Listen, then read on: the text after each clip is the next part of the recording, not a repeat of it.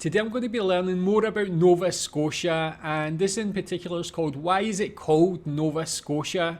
So obviously I'm from Scotland, so there's that connection there. I know it means New Scotland, but I'd love to know the origins of that, how it came to be.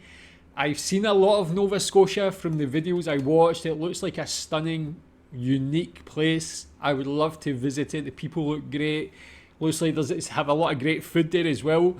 But tell me if you know why it's called Nova Scotia. Tell me about the origins of all the province names in Canada, if you know any others. But let's learn about Nova Scotia. Where is the birthplace of Nova Scotia? A Scottish person as well. This isn't New Scotland, but Edinburgh Old Town. But this is where Nova Scotia was born. And this is the plaque that marks the event. Now in this video, I'm going to take you to two sides of the Atlantic to tell you how and when the world heard of Nova Scotia. So if you're interested in the people, places and events in Scottish history, then click the subscribe button at the bottom right of the screen and ring the notification bell to be told when I upload new videos. I've been to Edinburgh Castle, but I've never seen that plaque. I've never noticed it actually. Story. I need to check out next time I go. William Alexander Stirling was born in an old family at Menstrie Castle near Stirling. As a young man, he got the job of tutor to the Earl of Argyll, and it was Argyll who introduced William to the court of King James VI here in Edinburgh. He became the court poet, no less, and was one of the courtiers who moved south to London when James became King of England in 1603. Positions, titles and honours followed. But the one that interests us most was in 1621 when James created a royal charter granting William authority over a huge swathe of territory across the Atlantic that today would include Nova Scotia, New Brunswick and parts of what we'd call the USA.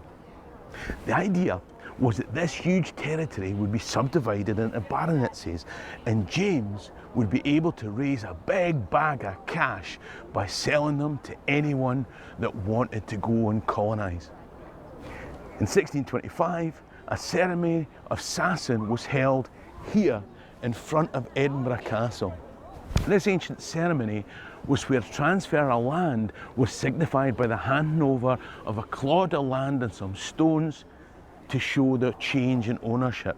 And the barons took possession of their new territories in Nova Scotia. Now, the idea was that the clots of land and stone should be from that new Scotland across the Atlantic. But shh. There are some who would say that this event means that part of the esplanade remains technically part of Canada's Nova Scotia today. I don't think it's quite as simple as that. And things weren't going to be simple for our adventurers either. You see, if they'd thought gaining their lands in New Scotland was going to be easy, they'd forgotten about the French. But to tell you about that, I should probably take you to the actual Nova Scotia. Next year that'll be 400 years exactly now, as well. By the time this video goes up, I'll have done the first of my live shows in Nova Scotia, but I'll still have shows to do in Halifax and New Glasgow on the 16th and 17th and 18th of May. Then I'll be heading west to do shows in New Brunswick, Quebec, Ontario, Alberta and British Columbia. Click the link top right for details and spread the word to your friends. Now back to the video.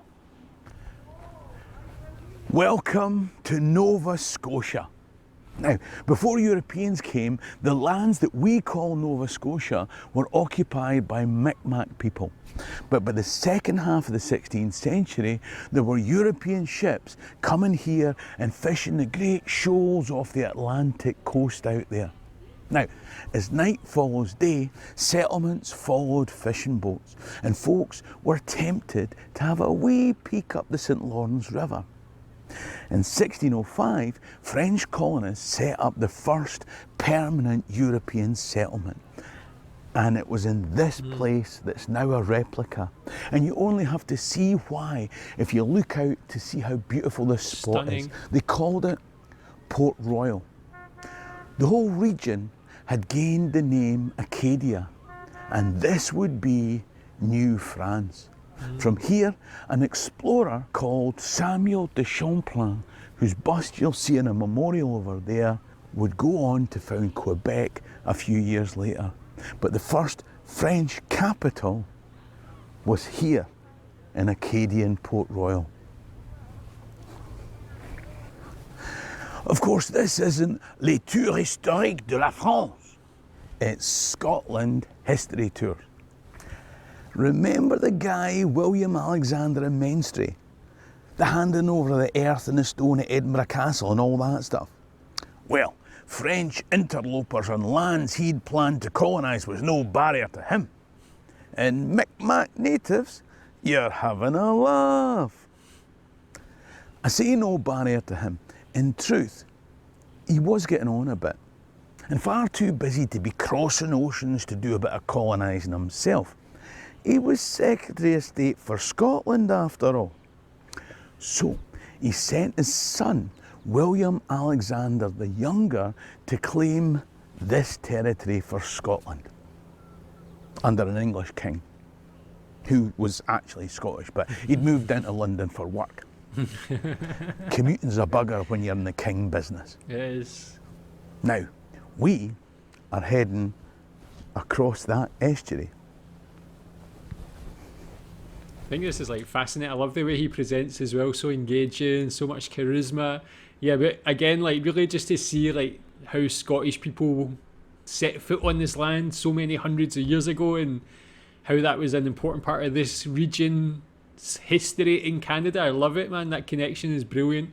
Even people told me in one of my previous videos there's like Scottish influence in the Canadian military, so I really love learning about this connection between the two countries as well.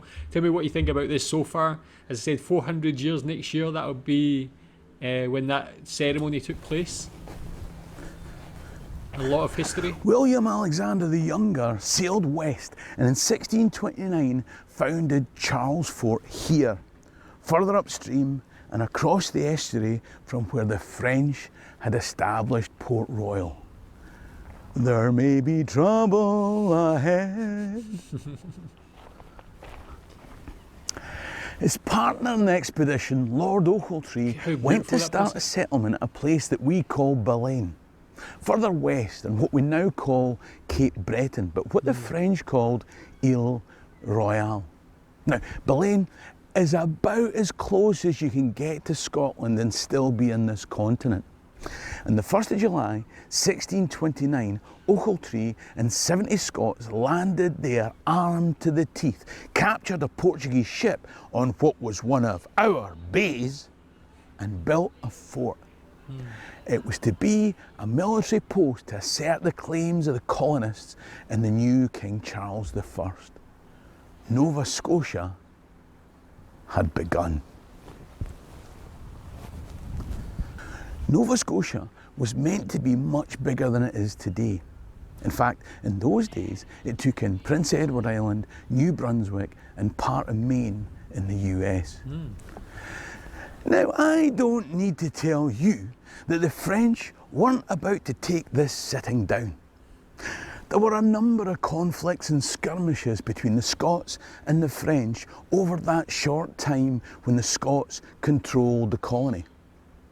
Now, you probably want to put controlled and colony in quotation marks there. Some French privateers under a chap called Charles Daniel approached the fort at Baleine that Ochiltree had built after seeing off the Portuguese.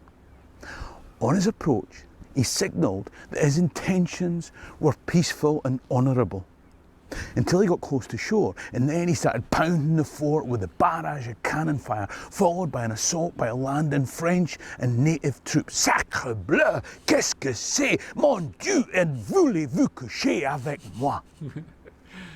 The Scots were forced to take down their own fort and build one for the French at Englishtown. I don't understand either. Then they were shipped off as prisoners to France. Conflict went back and forth for about 3 years. Now, the last action that concerns us in this bit is where the French appointed new governor of Acadia, Nova Scotia. Across the bay there's a place called St. John's in modern New Brunswick. And back then, it was a French fort called Sainte Marie. The Scots crossed the bay with a small force, attacked the fort, tore down the French coat of arms, stole all the furs, food and gear, took the French as prisoners and headed back here.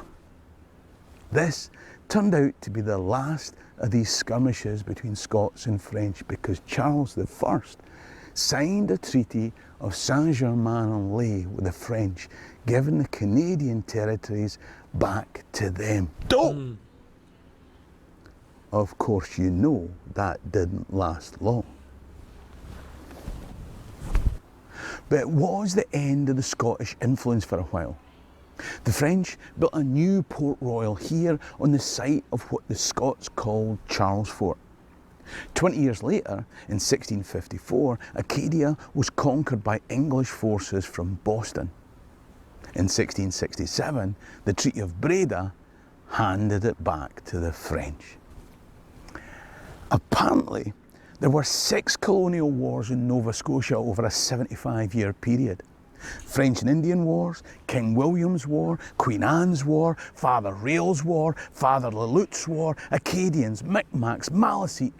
Everyone wanted to get in the action. The Dutch even stuck their neb in 1674 and called it New Holland for a bit. One key part of the story is that during the French and Indian War, thousands of French Acadians saw their homes burned as they were thrown out and transported out of the area. Some moved to Louisiana, where to this day we see Acadian in the shortened form of Cajun, famous the world over for weird music and tasty chicken. But this was like just such an interesting time in history, so much going on, like such a volatile time, but like really built the foundation of like modern society in this place. And again, like even reaching down to like Louisiana, like really awesome. I mean, it wasn't awesome for what actually happened, but just learning about this is awesome. Just that it's such a interesting point in history. The name of this region had been set when a clod of earth and a stone was handed over in a formal ceremony outside Edinburgh Castle back in 1625. And behind me here in Halifax, Nova Scotia's biggest town, are stones taken from the castle back in Mainstreet to commemorate William Alexander of Stirling. Of course, shortly after the Acadian French people were heartlessly cleared out of this area, there was another heartless clearance in Highland, Scotland. Today, there's an irony in the fact that this park is fenced off to keep out the homeless. This place, called Nova Scotia, would once again take on a Scottish flavour with the arrival of a very special boat in the 1770s filled with Scots looking for a home. But that's maybe a story for another video. It'll be published shortly after this one. Now, if you want to watch that, and I think you should, then click the link that's coming up on screen. Okay, man, maybe I'll watch that as well, actually. That sounds like it could be an interesting one. Tell me if you know anything about that as well. But yeah, seeing the foundation, the origins of Nova Scotia, such an interesting place. Like, that's the thing, Canada's so filled with like amazing history and culture, and this one province, this one place really had so much going on. People might think at the moment Nova Scotia's like this quieter place compared to some of the other cities, or sorry, the other provinces. Halifax may be a bit quieter than some of the other cities in Canada, but just so much history. And yeah, I'm like proud to be Scottish and be a part of that as well. Although things like when the Acadians were moved out is not a good part of history, of course. Just the actual original, just going over there is very enlightening for me. I never knew about it. Never knew where I never knew the situation of what actually happened. So tell me if you knew about this. Tell me what you think about it. Tell me if you've been to Nova Scotia, if you're from there, what you think about this part of the history. Thanks.